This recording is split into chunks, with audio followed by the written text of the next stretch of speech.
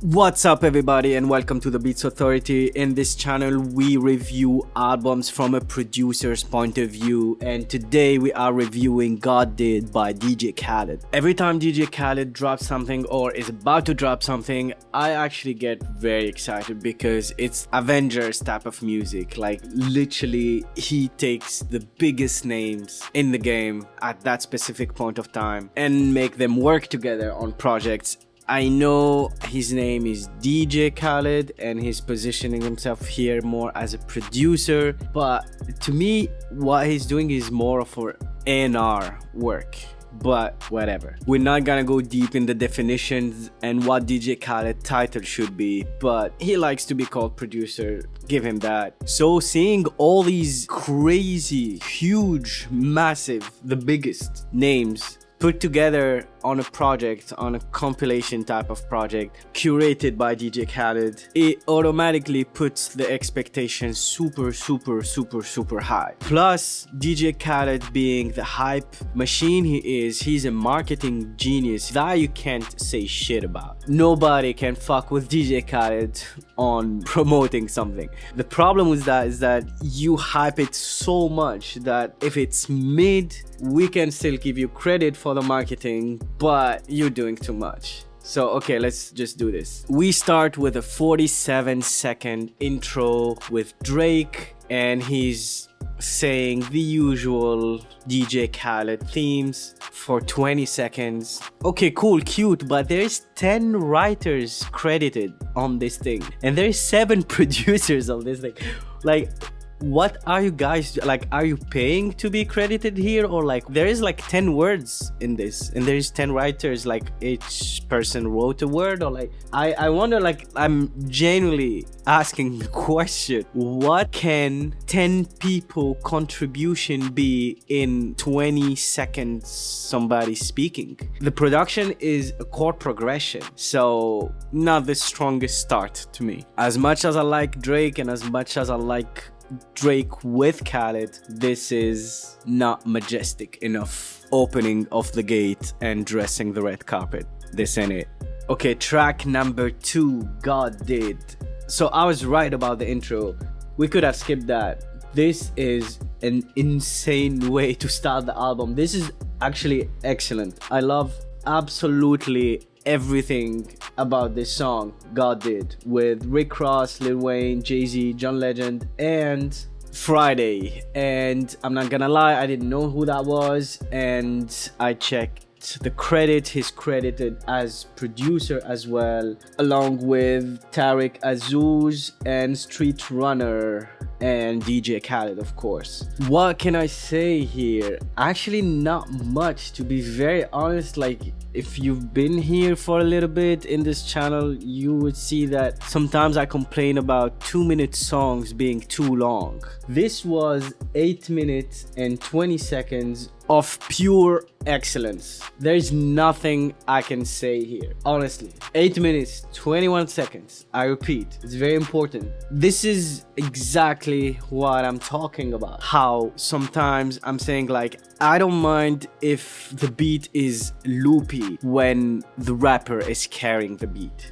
If the rapper is not doing his job, I need the beat to carry the song. In this case, everybody is carrying everything. So the beautiful, soulful singing in the beginning and in between the different verses, that's Fridayy actually. So he produced this and literally made the glue between all these different sections of the song. It gives some Kanye vibe somehow in the production. It's crazy because it fits perfectly well. Rick Ross style and Lil Wayne style and Jay-Z style and John Legend style. In terms of production, it just feels great. Feels powerful, feels heavy, feels expensive. It sounds good. A lot of details that are from live instruments, like Drums, I don't know if it's programmed or finger played or real drums, I doubt that, but the intention is for it to be sounding live, and it does, at least with all the drum fills and the guitars and everything. This is great. First time I heard it, the first thing I wanted to do is to listen again. That Jay-Z verse, wow. Use This Gospel is a remix of an existing song on Kanye West's Jesus is King album. And I'm not crazy about this song because Dr. Dre produced this and Eminem is here, and it just doesn't have the Avengers element. Like, when you put Dr. Dre and Kanye in a song, I expect way better than this. I'm just not crazy about anything in this song. The beat is very mid, and Eminem voice sounds terrible, too much low end cut, and the outro feels like Dr. Dre is trying to pander to Kanye in a way. It's weird. But okay, this is pure speculation, but this is my assumption about this song. I know that Drake and Kanye have been working a lot together, but we didn't hear much of that. So I'm sure they did a lot of stuff together and not much of it is released. So I think what they have on their hard drives is a lot of songs. And I've heard some rumors about them working on an album together, and it feels like to me this is something that has been done before, where Dr. Dre produced it or Dr. Dre made a remix of it. It was never dropped. DJ Khaled happened to listen to it and he asked them, "Are you gonna drop this?" They said no. Okay, give it to me. And obviously Dr. Dre, the most obvious thing to do is to call Eminem, and he added a verse. This is my assumption. This is based on nothing, so easy. I think I would have preferred if they did something together from scratch and have that type of super powerful collaboration. The first thing I can think of from Eminem and Kanye being in a song together is Forever by Drake, and that was some heavyweight shit. Big Time with Future and Lil Baby. This song is super mid. Honestly, this beat sounds like it has been done like 10 years ago. These drum rolls and these hi-hats and this everything, it sounds old. It sounds like the most generic Atlanta beat ever. The 808s getting angry at the end of a bar, all that shit is, I don't want to say it's over, but I mean, not like that. This takes us back like 10 years ago. The song God did, also that beat, you can argue that that could have been done 10 years ago also. Yes, 100%. But it has that classic element and it has that classy element. This beat sounds washed to me. Plus the headphones spilling from the recording sessions into the mic. I will mention it every time I hear it until they fucking stop doing that shit. They put the headphones on super loud and they record on a loop, and then after the producers go and make the beat, this is how it happens at a lot of cases, not always. So when they make the arrangements and they have these little breaks, you can hear the spill from the headphones into the mic,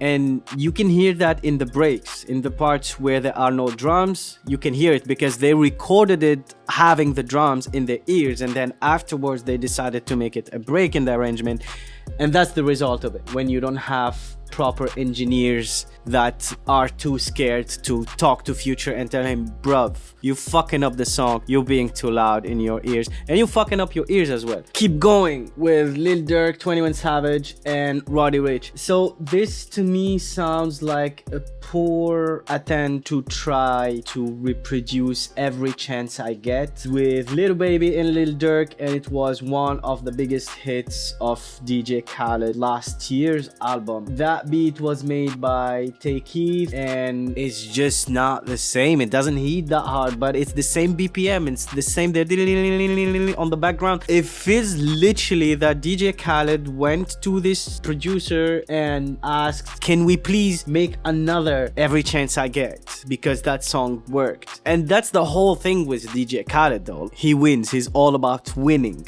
We the best. I don't lose weight because I never lose. That's DJ Khaled, right? So he will put the biggest names and the biggest producers and the biggest rappers and singers together and also try to recreate the same things that worked in the past. Same logic, different formula is applied every time he calls Drake for a feature. It's not the subject here, but Roddy Ricch, what is wrong with that guy? How can you at some point of life write texts and melodies like Die Young and The Box and just not be able to recreate that ever again? How is that possible? I don't want to make this about Roddy Ricch, but it's crazy how these melodies were out of this planet. Like nobody can say this is a bad song. Maybe because he put the bar so insanely high for himself that now everything sounds trash, but it kinda is trash. Party with Quavo and Takeoff. I don't know what's happening with Amigos. Okay, so now this song shows again how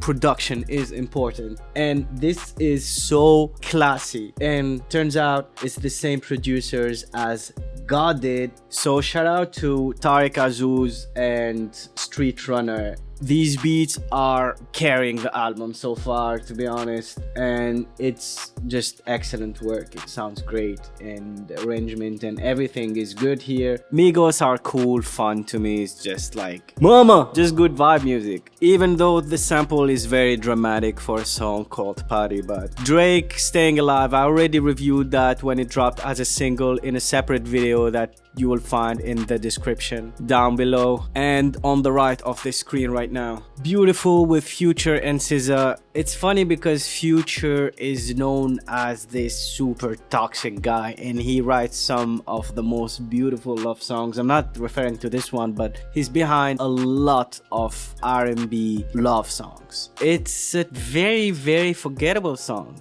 The beat is very weak. You don't understand. There's nothing strong in it. Like sometimes it's the drums, sometimes it's the bass, sometimes it's the chord progression, the sound design, the instrument use, something or all of it. Here it's absolutely nothing, none of it. So I'm confused. Why did they put this? I understand they're trying to have a love song, but it's not making it for me. It Ain't Safe with Nardo, Wick and Kodak Black, produced by Takeoff. This feels like Keep Going. Feels like DJ Khaled just called Takeoff for this exact thing that worked in the past, that is Every Chance I Get, and they're trying to recreate that. It's literally the same cadence, same everything, same BPM, same, yeah, it's just the same beat, and it's pretty boring. If anybody else did it somewhere else in a different album with different artists or whatever, it's fine for me, but this is DJ Khaled literally trying to reproduce something that worked in the past, and that's pretty disappointing. Love Kodak Black though, always. Let's Pray with Don Toliver and Travis Scott, produced by Takeoff. To me, this is a waste. This is a waste of resources and a waste of talent. The only cool thing about this whole thing is the long extended straight up by Travis Scott and the switch of chords by Takeoff. Nothing else is interesting. When you put all these people together, I expect magic, I expect fireworks, I expect some insane shit happening. The beat is basic as fuck, is boring as fuck. Again, in the context. If I take it with another artist, like more of a real rapper, I want to say, where the artist is willing to make some more effort to make it interesting, it can sound good. Here the problem is that in the context of this album, this is the third beat to me that sounds exactly the same pattern, the same drum, the same everything, the same one note. Okay, there are some chord switches here, but like overall it's like that one note or one chord or whatever going around the whole thing. Don Toliver is one of the best melody creators that the world has seen in the previous few years. Travis Scott is one of the most talented motherfuckers ever in terms of even experimentation with the beats and stuff. Takeoff beats are really cool and the switches are cool here, but all of them separately made better work than them together. I don't have any conclusion to this, but DJ Khaled didn't do his job here as a great A&R that he wants himself to be positioned. This is very average. This is a very forgettable song. If there was no DJ Khaled, no Takeoff, no Travis Scott, no Don Toliver, nobody would give a fuck about this song because it's not a good song. It's just average. Like, it's whatever. You'll not remember anything about this song. Fam good, we good with Gunna and Roddy Ricch. Now we're back to something good, something different. Great beat, nice switches, that reverse 808, all these elements that makes it a little fresh. I want to say really shout out to Street Runner and Tariq Azuz because these guys are carrying this album. Every single beat that is next level and doesn't feel like another beat. Excellent job in every single way. Plus, Gunna and Roddy Ricch performance here are pretty good. Always like a horns type of beat with a feel of majesty and feel of military type of thing. And I get that vibe here. Bills paid with Latto and City Girls. When I saw it first, I was like, I know I'm not gonna like this song. Latto is great rapper actually, and them together, this song, again, I have to shout out Street Runner, Tariq Azuz. Again, I'm saying their names. There's another guy or girl, I don't know, Sage. So every single song that is excellent, you have these guys involved. Like, I'm discovering, I don't know if they used to work together as a team or this is some crazy chemistry that happened between them, or I have no idea.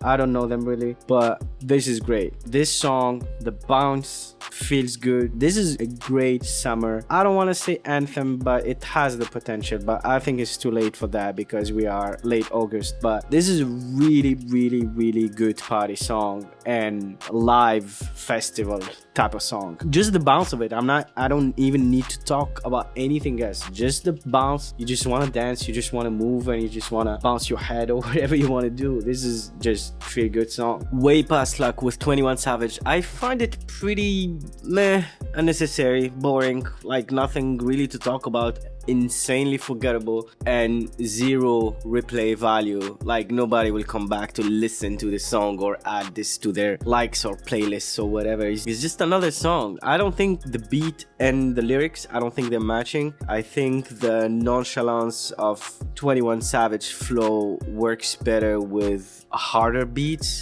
When his flow is slow and the beats sample base is kind of slow, it just make it like ugh. In my opinion, you need a better rapper for this type of beats. Juice WRLD, it's cute in terms of direction. It doesn't fit here to me, but I totally understand why DJ Khaled decided to put it on this album. Juice WRLD, rest in peace, took all the catchphrases and all the DJ Khaled usual themes and sang about that. Like, emotionally, it makes sense, but if you think about it like pure art direction, I don't think this fits. Even the beats sounds very internet money. Nick Mira produced this. It feels like an outsider a little bit, but it's a cute song. It's very cute. I don't think I ever used this word here, but it is a cute song. Jadakiss Interlude, great beat, sounding expensive as fuck. This works really well with God Did. It's just the same family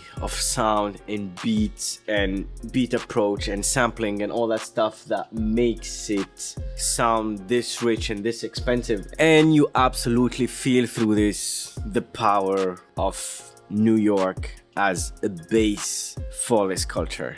Asahd and Aalam Club Talk. I mean, this is not a song. This is literally a post, the audio of a post on Instagram he posted with his kids. It's super cute. I like this about Khaled, how family is important to him and at least how he promotes that. Grateful is a great way to finish this album. Vory's voice is just out of this world. Vory's flow and melodies are insane to me. Vory and Don Toliver, these two guys just came to me out of nowhere. Their style came out of nowhere. It doesn't sound like anybody. The way they approach melodies is just their own way. You cannot replicate that. It's a signature. Plus, Plus, they have something special in their voice other than the melodies. Okay, my favorite song in this album is obviously God Did, by far, by very far. The worst song I think is Big Time with Future and Lil Baby. In conclusion, I don't think this album has any hits. If we talk about singles, I don't think there's any single that is gonna be bumping in everybody's car for the next few weeks or months. I don't think so. It's a really cool album, but we heard this already. There is no beat, no song, nothing in this album that we didn't hear before from them, the specific artist rapping here. It feels like this is an attempt to recreate that, and it just doesn't match how good the originals are. So the replay value here is not that good to me. Yeah, I don't think I'm coming back to listen to this album.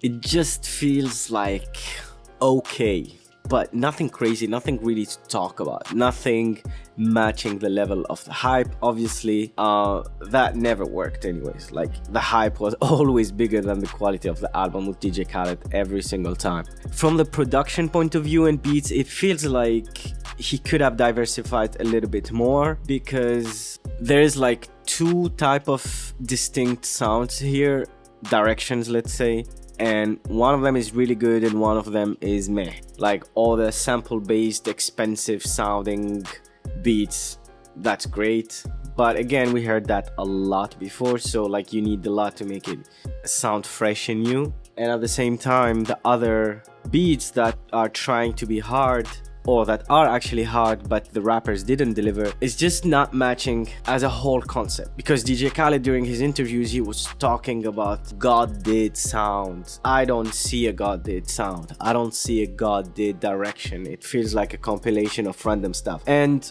when Kanye invites all these different people to London, it feels like he pushes them a lot. It feels like they give him their best. Same when Drake invites somebody. But in this case, it feels like nobody cares much. So none of these verses are top 5 or top 10 verses of any of these artists. These are very mid delivery, and that's DJ Khaled's responsibility to push them. When he's talking about the vocals arrived, and just feels like he's not a part of the process of recording the vocals and being part of the production and the writing, and it doesn't feel like none of that is happening. So he gets us excited every single time. There is no doubt about that, and that's his biggest strength. Other than that, I really would have loved to see a whole different level of songs and of beats and of singing and rapping. You take the biggest in the game. Dr. Dre, Kanye, like, I'm not even gonna name them again. It's insane the level of excellence individually in this album, but all of them together, they make something mid. That's DJ Khaled's responsibility. This has been the longest episode so far, so thank you so much for listening. If you made it until here, I appreciate you. Like, subscribe, comment, all that good stuff. Peace.